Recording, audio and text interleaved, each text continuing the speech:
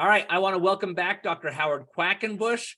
In this discussion, we're going to talk about the prehab and rehab for the typical office injuries. And you had mentioned last time that in order, typical injuries, tension headaches, trap issues, neck, then you said low back pain, carpal tunnel, and then lower leg swelling, varicose veins, neuropathy, things like that. So let's start with the first one, tension headaches. And I don't know if you want to lump the traps into that as well. You're the expert in it, but what do you recommend for people to prevent this? I mean, before we actually mention that, do you have resource videos, or do you recommend any of them that are out there?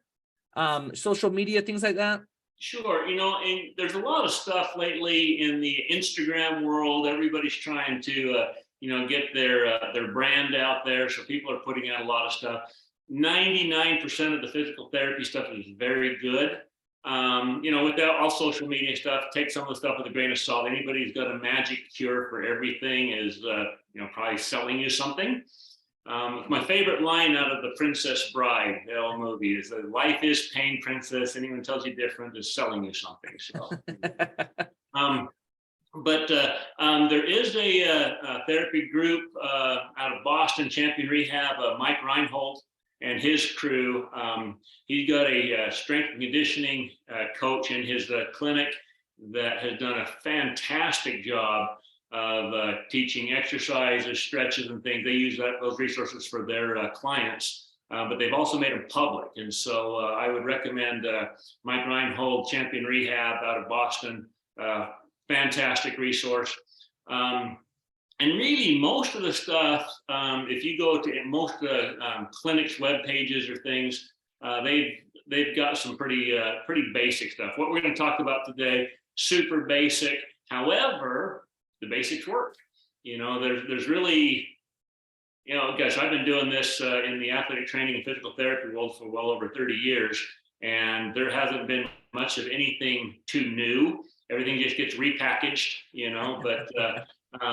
but if you keep to the basics, you really can solve a lot of things. So anyway, cool. Resources, Instagram, Google physical therapy and then put a thing, you'll find a million hits, but I do recommend Mike Reinhold. He's also the president of the Sports Physical Therapy Association and the American Academy of Sports Physical Therapy. Right now, they changed the name.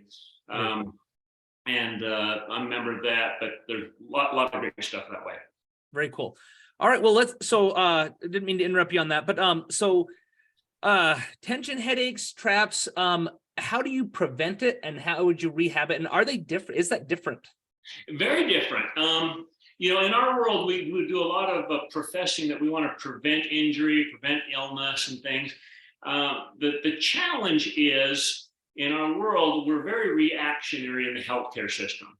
For example, if you go to your physician and say, Doc, I would like to, prevent, osteoporosis, and I'm 19, he's going to go, lovely. Let's, go home and, eat well, exercise, get sunlight, and drink orange juice. And now I'm going to bill your insurance, for that office visit. What's the insurance going to say? You can't. You didn't fix anything. Okay. However, the advice was perfectly, valid and stuff.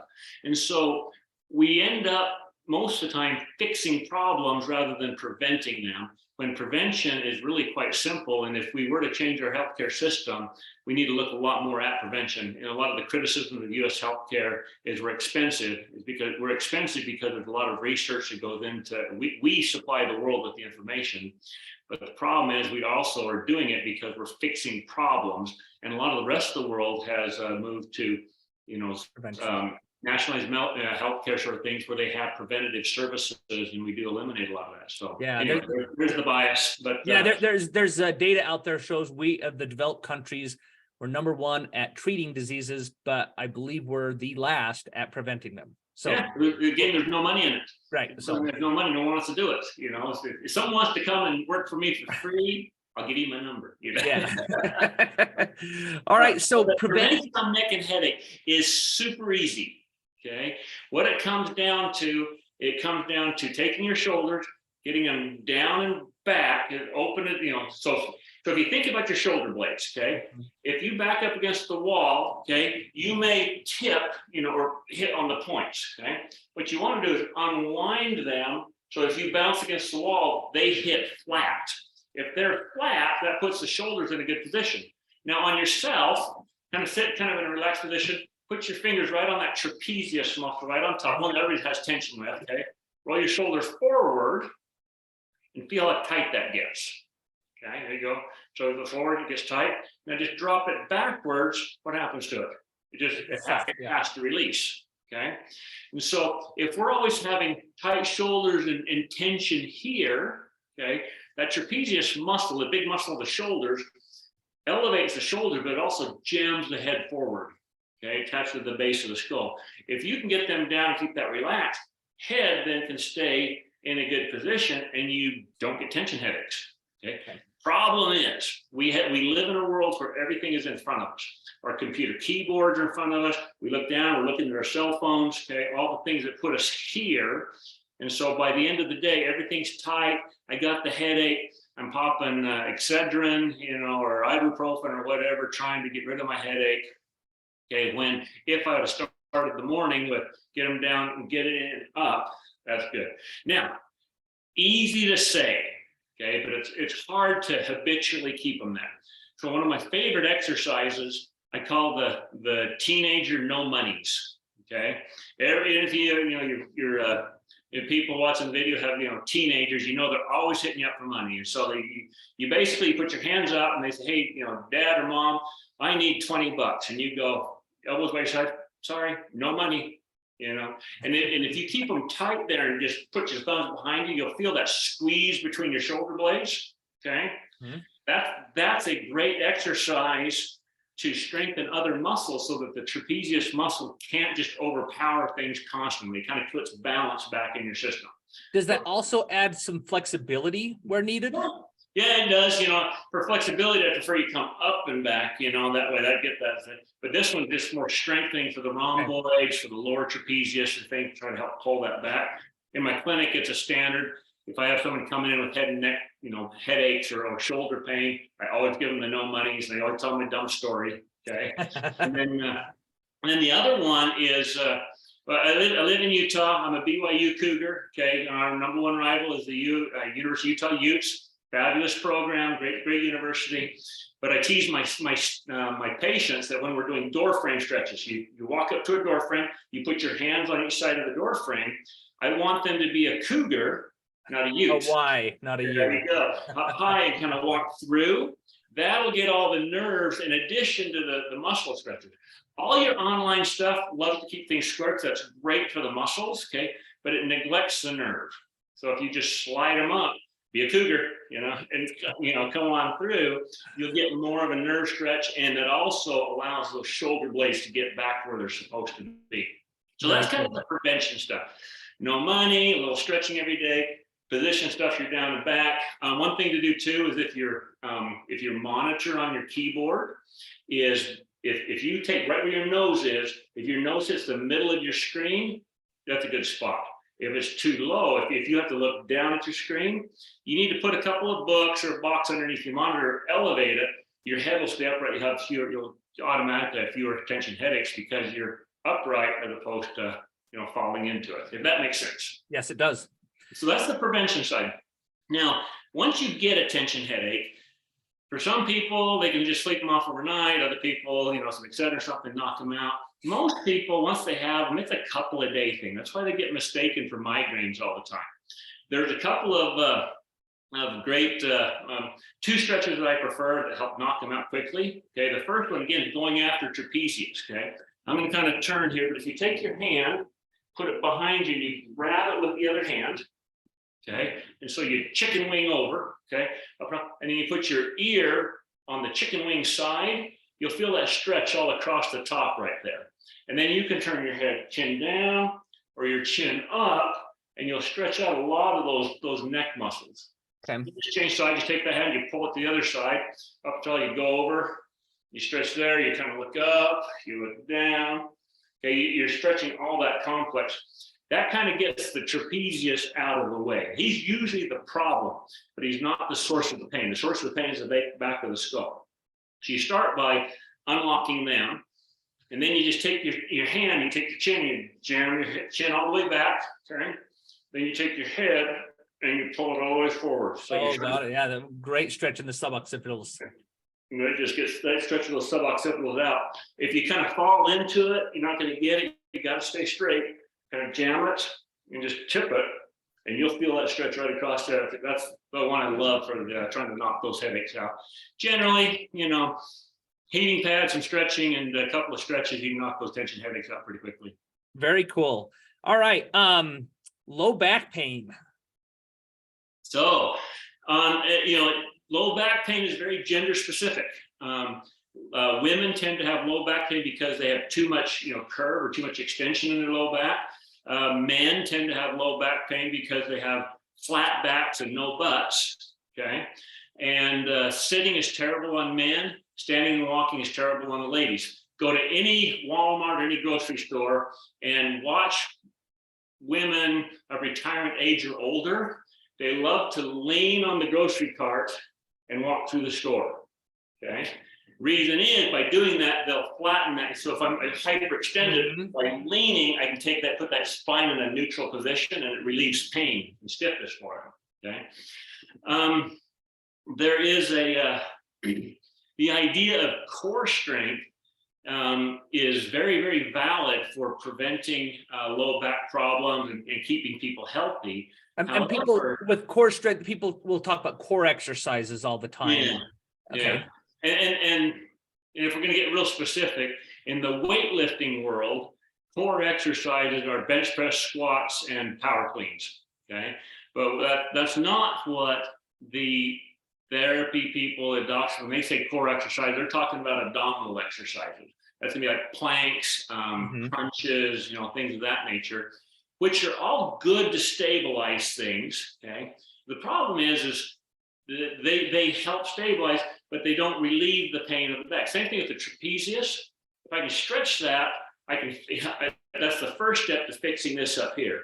With low back pain, you got to be somewhat strong. And if you're not, you need to start that. So on ladies, it's going to be lying on your back with your knees bent, okay? And then just pulling your belly button in, just trying to find those muscles that go from the belly button down to the pubic area, and see if you can get them to contract. Our men can do that easily. They use them all the time. Problem with men is they have no butts. So on men, can they lie on their back with their feet on the floor and raise their bums in the air? And if they can they lift one leg, or lift the other leg and not be wobbling? Can they tighten that up? The other thing too, if you have the joy or the privilege in your life having a little teeny person, when they're learning to walk, okay, they stumble around. But after they figured out how to walk, they want to go pick stuff up and do things. How they pick things up is they do the absolute perfect squat, okay, when they're picking stuff up. They'll bend the knees, their chest will be all set. They'll go clear down to the ground, and they'll come straight up, with their hips. We don't do nearly enough of that. What we end up doing in our society is we get weak in our hips and legs. Okay. And so if I have something on the floor, I tend to bend in my low back to go pick it up rather than using my legs to go get it. Okay. We use the analogy in the clinic all the time of a copper wire. I can take a copper wire and bend it a time or two, no big deal. But if I bend that wire over and over and over, it's going to get hot and break. That's what happens with low backs. They don't all of a sudden just go bad on people. We use them poorly for dumb little things. And then we slip coming out of the shower, we sneeze and hurt our back, we take a fall and don't bounce back from it because we've already beat it up. And we blame the work injury for it. We blame the fall when it really was, I didn't keep my thighs strong, I didn't keep my butt strong, I didn't work on squats every day, I didn't work on in fact, let me move this here. Can I, sit down on my heels? Okay. Got it. I sit on my heels like that comfortably. Okay. If you can't, you have a flexibility issue. Men or women, they say, oh, I'm tipping over. What's a calf problem? Or I can't get down. My knees are bad. That's tight quads and hamstrings. Okay. And you can recover those things. You're never too Cool. old or too inflexible, to not recover that. So I know for a long time, we thought like with the Q angle with women with the wider hip, typically they were like, oh, it's vastus lateralis. And then I believe it was USC were the first to do the research showing that a lot of that patellofemoral pain was actually not vastus lateralis, but glute. Right. That was the buttocks. So what's the role of the buttocks then when you say core? And we talked about obviously abdominal strength is important. You talked about those planks and things like that are helpful. What's the role of the glutes then in low back pain? Well, the glutes are actually, most everybody knows that quiz question. They're the biggest muscle in the body, potentially. Okay. My wife teases me. She says I have zero butt, so hopefully my biceps, bigger than you. All right. But no, we don't use them nearly enough. And if you think about it, if my glutes are strong and I go down like a spring, okay, I can coil up, and then those muscles can flex to lift me up and down. So the bigger muscles are doing the bigger work. When the thighs, the quadriceps are probably the second group biggest, and the glutes get weak, we tend to want to cheat. And we cheat by standing straight-legged, and we start using low back muscles in balance, trying to pick things up, going to the ground, doing things that way. And we just tend, again, start bending on the copper wire. A few times is no big deal, but a habitual movement pattern that way sets you up for injury. Now, you mentioned, patellofemoral, that's just kneecap creaking and pain and difficulty that way.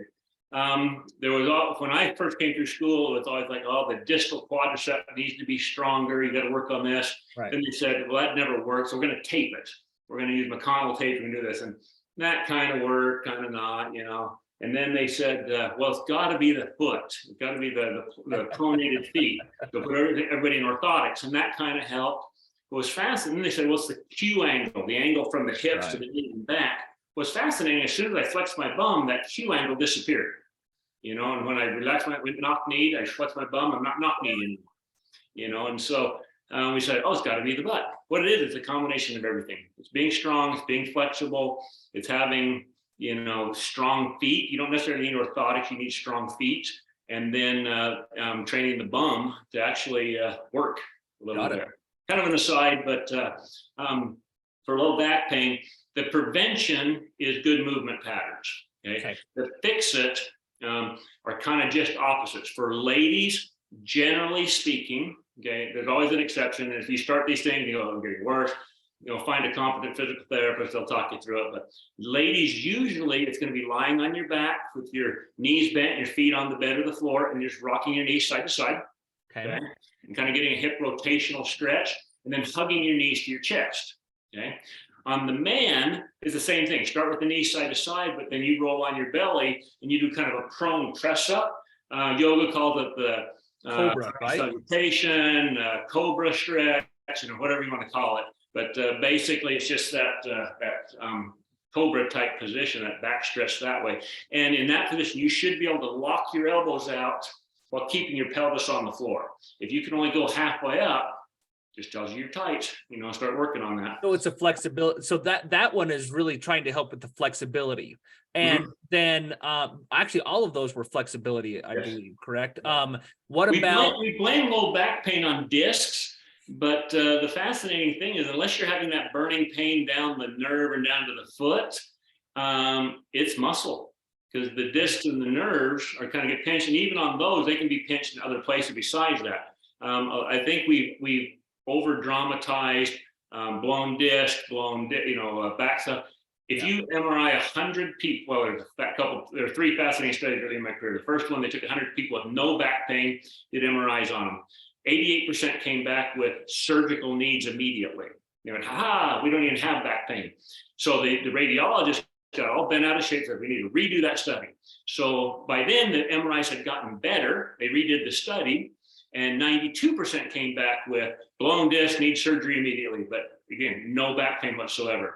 Well, the radiologist said, you guys are biased, you're goofing us over, you're discrediting our profession. We're going to do it ourselves. So they did the study, came back at 98%. Okay. And so disc pain, labrum tears, stuff like that really don't have a good correlation most of the time with just generalized low back pain. If you got pain across your hips, low back, it's not disc, it's musculature. Typically, it's Down yes. your butt cheek, down the back of your leg, your big toe. Yeah, that's probably more disc, but it's not necessarily surgical intervention. It's going to be why did I cause that disc to get irritated? What can I do to not irritate it anymore? Right. So what about the McKenzie protocol is I believe real quickly, isn't it like core strengthening as well as some flexibility? Well, McKenzie had a funny story because he was a physio in Australia. And the story behind all that is he was in his clinic one day and one of his buddies came in with back pain really badly. And he said, oh yeah, hey, you know the clinic, go to the back room, jump on that table. I'll be in to see you in a minute. Well, he had left the table where the legs are flat, but the back was up. And the guy had gone and jumped on it belly down. So he's laying in this big extension position. Robin McKenzie got in there about 20 minutes later to go see him. They go, oh, it's a miracle. I feel so much better. He got up and walked out. And so Robin went, what's going on with this? And it turns out that the flexibility and the disc pressures can kind of, reset the discs a little bit, help that discs they never slip. They're kind of like caulking material, Yeah. Putty. Okay. And they can kind of squish back and forth a little bit. Anyway, but his approach was kind of a reaction to Dr. Williams flexion exercises. And then you had both of those, and then Shirley Sarman came out with movement assisted balance. And so you had all these great thinkers coming up with, treatment protocols in their patient population. And the truth is in the middle of all of them. They're all fabulous, but you got to be very specific to the individual. So if you have pain when you're extending or standing, you probably should do flexion stuff. Okay. If you have pain with sitting, you should probably do some extension stuff. And if you have pain just kind of turning around with random stuff, you need probably some more stability and maybe a closer look at, some formal physical therapy with a qualified person to kind of stable up the motion stuff from Dr. Sarman's research things. Very cool. So in a sentence or two, what would be the best? A little long-winded? No. It's just mostly for people watching to be able to get through it at these type. What would you recommend for prevention of low back pain? Walking. Walking has been shown to be the number one beneficial factor to prevent low back pain from happening. Because is that because of range of motion? Yeah, and increased circulation, increased flexibility. Just because you're walking and moving, you're tending to get up. You're getting out of that chronic position of sitting all day, or you're moving and stuff. But just getting in the habit of a half hour to an hour walk, a couple, 3 times a week is huge for low backs. What about core? Core, you want to stay strong no matter what. So I would say if you can't squat down to your heels, start working on that. Once you can, just start doing the old calisthenics like you used to do in middle school of squat down, stand up, and squat down, stand up. But try to make sure you're going straight up to the ceiling, not lifting your butt, then lifting your chest. Make your legs and butt do that. And then I'm a big fan of planks, just elbows and toes. Just lay on your belly, come up on your toes, on your elbows, try to hold for a minute. If you can hold for a minute, you got a good abdominal thing. If you can't, you can only go 10 seconds, do 6 of them. You can do 15, do 4 of them, but try to get a minute a day of holding a plank. Perfect. And then once you have low back pain, the treatment, is it? It's going to still come down to the same thing. It's going to be number one, flexibility. And people when they're hurting, they don't want to do much. And so heating pads, some over-the-counter medication for a very short period of time, a day or two, can be helpful. But your back pain came on because of how you're moving. And so you have to change what you're doing to fix it. Okay. That means if sitting all day has been hurting it, you need to start standing, change that around. If you stand hurts you, and sitting relieves it, you need to get stronger. Okay. But it's going to be the same thing. On low backs, the same things of prevention are the same things that fix them. Walking, flexibility, and just generalized strength, particularly of the thighs and the buttocks. And you had mentioned the cobra pose was one, or I call it the cobra. So yeah. or men, laying, and laying on your back, knees elevated, try to rotate your pelvis to where your back is flat on the ground. Yeah, so you kind of, you're laying on your belly and you stretch it out that way. The other thing too, the kind of little anomaly, sometimes people get the pain right down in their butt cheeks and stuff. That's usually piriformis muscle, and just Google the pigeon pose. Pigeon is beautiful for that low back pain down on the buttocks. Okay, perfect. All right. What about carpal tunnel? Prevention and treatment.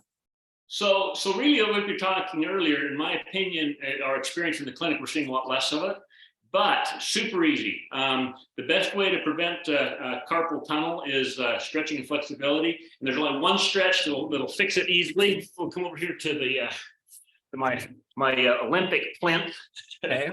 You take your hands and you invert them and you put them down on the table. Okay, but what people do is they'll cheat. They'll put their fingers off the edge, put your fingers clear up on top, okay, and just roll back on them.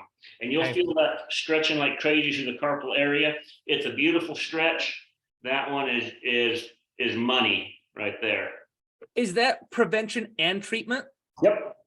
Very good. And now, what about this? Real quick, I know that they've said stuff about not having pressure on, like with the edge of the desk or something like that. Is that carpal tunnel, or is that something different? Well, yeah, that was kind of the theory of why the early computer users were having carpal tunnel. They said, well, you're just resting on it, that's causing that. So they had like the pads, they had the ergonomic mice, they had the weird keyboards trying to get away from it all. Made zero difference. And again, it's just kind of been, other than my heavy, labors and stuff, and the occasional, again, it's more gender, occasional female. We're not seeing a ton of it, but when people start having symptoms, it's always a flexibility issue. Okay. They've been doing a lot of gripping, a lot of repetitive stuff. And so you say, open your hand, they'll kind of, have you open it, rather than being able to extend stuff. And so if you can just every day, a stretch or two, it's surprising how effective that is to prevent it. And once it's come on, that particular stretch actually works really quite well to relieve it too. Very cool. And then last one, lower extremity, varicose veins, neuropathy, swelling. I think you kind of mentioned this, the getting up, but. Yeah, and then too, it's going to be the ankle rolls, toe yoga. If you haven't done toe yoga, I got a treat for you. Google toe yoga and then pull your shoes off and see if you can do it. And any of you who got arch pain, plantar fasciitis, and stuff, you won't be able to do it. But as you can, you'll eliminate those symptoms. Okay. Cool. But really, it's going to come down to you've got to get the muscles pumping to pump past the vessels to push the blood back out of the legs. But to do that, you got to unkink your knees, you got to unkink your hips. So if you're in the desk, you lean back in the chair, you put your foot up, and you just start doing, big circles. You do toe curls, you do, calf raises. Super fascinating study just came out 3 weeks ago, and I got to get more of the details. But they're suggesting, Dr. Langford, that a person that will do calf push-ups while seated. They'll do 100 a day, decreases cholesterol.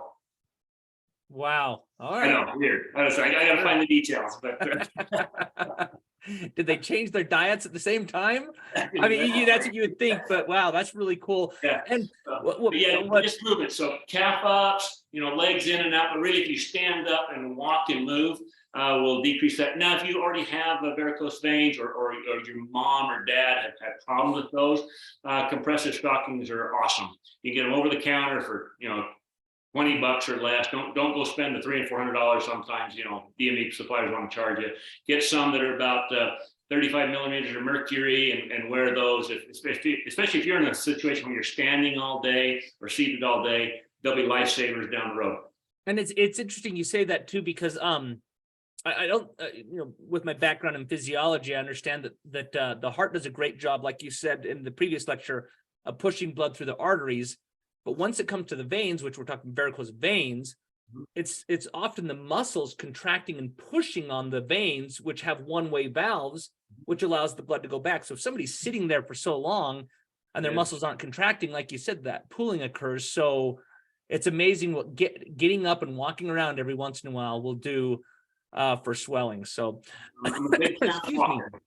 Well, I appreciate your time here.